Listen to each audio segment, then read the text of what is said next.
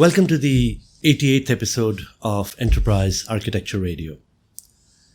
First of all, I would like to thank all my listeners. I have received quite a few emails where people have encouraged me to continue with the podcast and that they like it, and I really appreciate the response. I've also received emails where people have volunteered to help me out if I'm facing a bandwidth issue. Thank you very much for that as well. I will continue with the podcast, although the frequency of the episodes might not be weekly anymore. I'm trying to see if I can reduce it a little bit. I'm overloaded with work at this point in time and a little overwhelmed, so I'll reduce the number of episodes per month, but I will continue with this. So thank you very much for that. Today, I would like to talk about leadership. During my period of introspection, I was thinking about my career so far, how I have progressed and where I have come and what should be my next steps. I was also thinking about leadership and all the amazing leaders that I've worked with. I've had the opportunity to work with some very inspiring leaders in my career. And so there are two types of leaders. Now, if you look for content on leadership and if you look at trainings, etc., you'll find that there are large number of categories of leaders, and depending upon what kind of training you are attending, you'll see various numbers. But broadly speaking, I think there are two types of leaders. There are autocratic leaders and there are democratic leaders. And this is not a black and white. It's more a spectrum of, where you fall. So on the extreme right, if you have an extremely democratic leader, and on the extreme left, you have an extremely autocratic leader, then usually people fall somewhere within that spectrum. This reminds me of a Star Trek episode, and I looked it up. It was season 1, episode 5. The name of the episode is The Enemy Within. What happens is, in a transformer malfunction, Captain James T. Kirk is split into two personalities. One of them is extremely autocratic, the other one is extremely democratic, right? The autocratic one wants power for himself and he wants to take over the enterprise and so on and so forth. He's the villain himself. And the democratic leader is an extremely democratic leader who wants to keep everyone happy. He wants to satisfy everybody. He wants to listen to everyone. And that's why he's not a very powerful leader.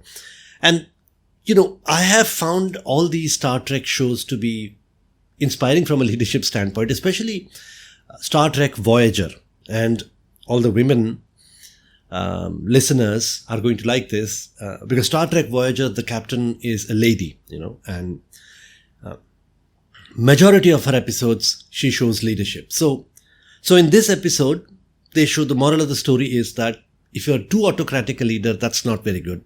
If you're too democratic a leader, that's not very good. It has to be a mix of both, because to take difficult decisions, you do need to be cruel at times, and you do need to take responsibility and authority and show some autocratic behaviors as well. But if you really ask me where I am on this spectrum, I lean a little bit towards the democratic side. And there are many benefits to being a democratic leader.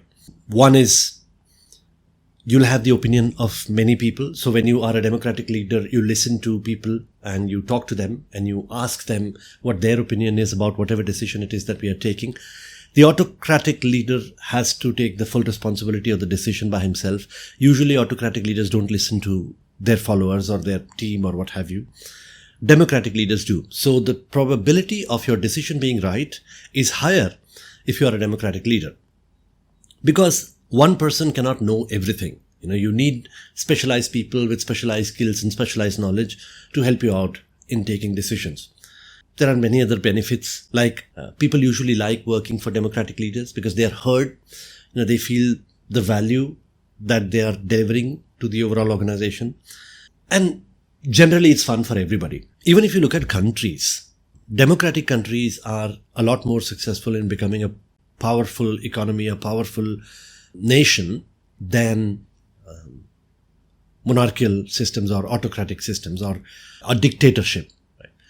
Other democratic countries also, there are bilateral, multilateral ties with democratic countries, and usually you'll find that dictatorships are not very successful in that as well. So being a good democratic leader is better than being an extremely autocratic leader. I would rather be on the right towards the democratic side.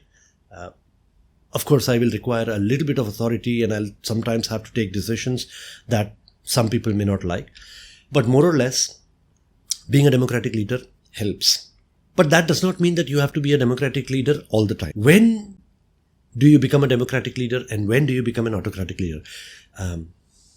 There's this concept of micromanagement, and I've seen people use it very loosely, right?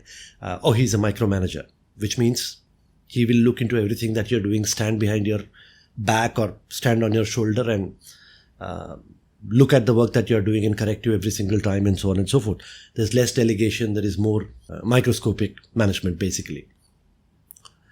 So the framework that I've come by is called situational leadership. It's not a framework that I've built.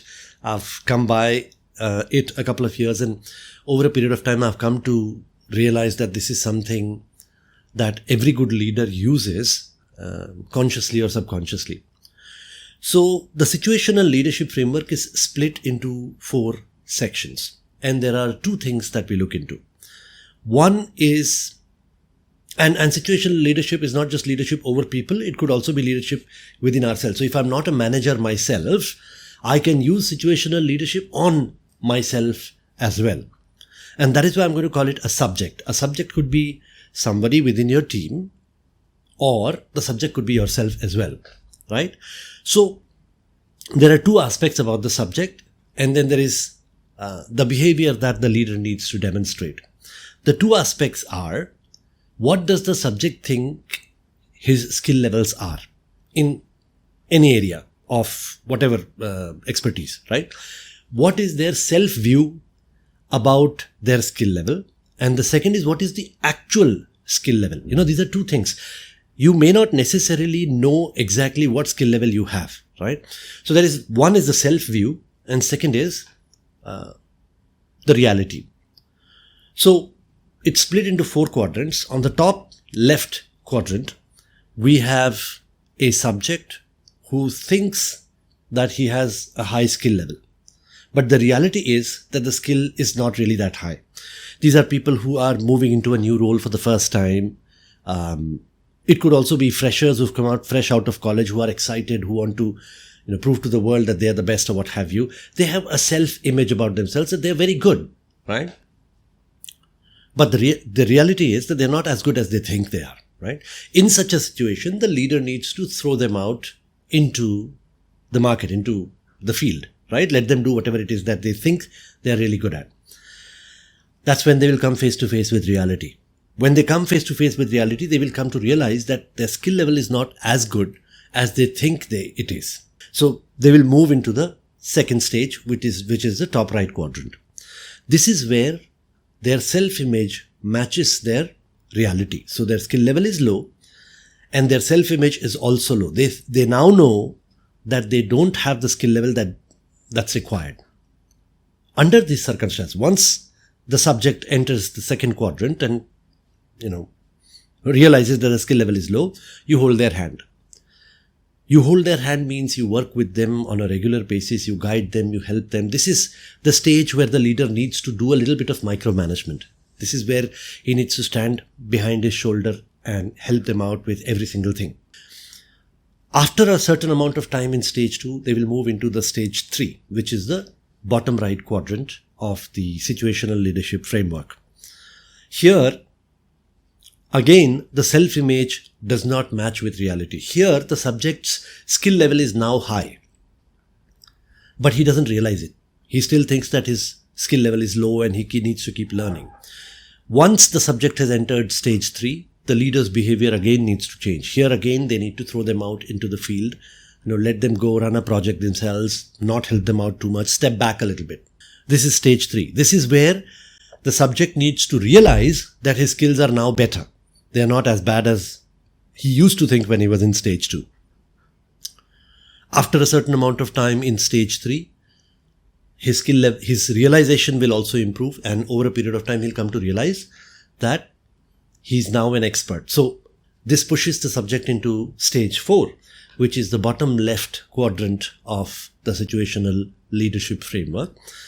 Here again, the self-image matches reality. Here he realizes that his skills are good, and in reality his skills are good as well, right? So now the subject is prepared to continue working in that area.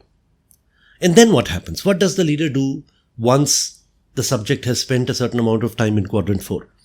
They need to push him into quadrant 1 again. They need to push him into a new area where he does not have the skills, a new area where he can develop. And again he goes into quadrant 1. Because he was in quadrant 4 for a while, the subject thinks that his skill levels are high and he'll be able to perform. But this is a new field. In reality, his skills are low. So again, back to quadrant 1. And this is the cycle that continues throughout life. You go from quadrant 1, 2, 3, into 4, and then back into 1.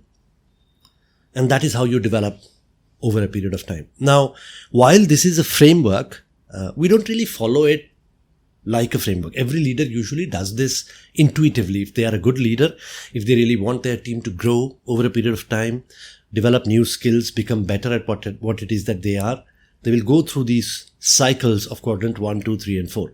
But once you've seen this quadrant, you can't go back. You will automatically start seeing people in different quadrants within your team. And this doesn't have to be other people as well. This framework, situational leadership, is, in my opinion, best applied on yourself. Because you know where you are, right? You constantly challenge yourself. When you're in quadrant 1, you go and get help, right? You might think that you have a high skill level. In reality, it is not that high. You find someone, a mentor, a coach, a podcast, a community where you can get help, where you can understand how this needs to be done. From there, you move on to quadrant 2, where, you come face to face with reality. Then quadrant 3, where you develop your skills. Then quadrant 4, you are an expert now. And then back into quadrant 1. And that's how you constantly develop. That is probably what I was going through last couple of weeks, where I was trying to analyze where I am and where I should be going and what is the next area of expertise that I should be developing in, and so on and so forth. And this is, of course, an ongoing process. It's not something that I'm not going to have a sudden realization that this is what I should be doing next and so on. I might, I don't know, but I haven't had it yet. So I hope you have enjoyed this episode of the podcast. It's a little bit over the time that I usually keep. Once again, I would like to remind you that Enterprise Architecture Radio is not just a podcast. It's a community of enterprise architects, IT professionals, business professionals coming together, talking to each other, helping each other, guiding each other, but most importantly, having a ton of fun.